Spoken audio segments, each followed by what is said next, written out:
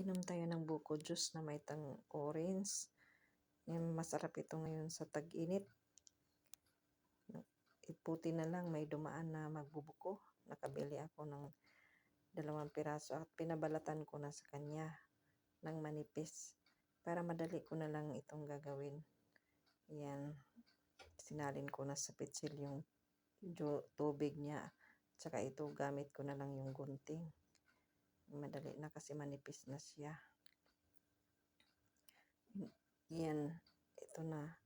Kakayurin ko na ito. At saka dandahan ng pagkayod kasi para hindi masali yung bagol-bagol niya kasi mapait pag may bagol-bagol. Kailangan tiyaga lang talaga ang pagkayod nito.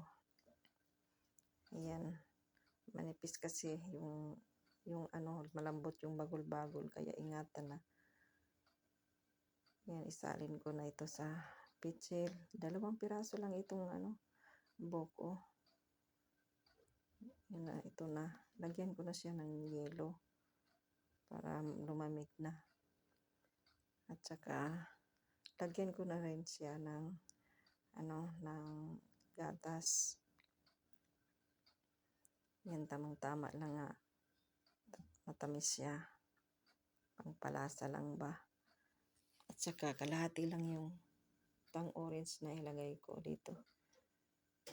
Kasi pag ibuhos mo yung isang pack, na siya, iba na lang lasa, mapait. So, kailangan kunti lang pang kulay. Ayan. Ito na talaga. Masarap na siyang inumin. Yung maganda nga kung may biskwit ihalo. Kaya lang wala na akong biskwit. Ito na lang. Ayan na siya. Maganda to sa panahon ngayon. Kaya grabe nakainit dito sa amin. Yan, tikman ko na kung okay na yung tamis. Pero hindi masyado hindi masarap yung sobrang tamis. Okay lang yun, katamtaman lang yung tamis niya. Para hindi masawa pag inumin. Ayan. Inom na tayo nito. Pagdating sa mga estudyante, yan, pag-aagawan ito.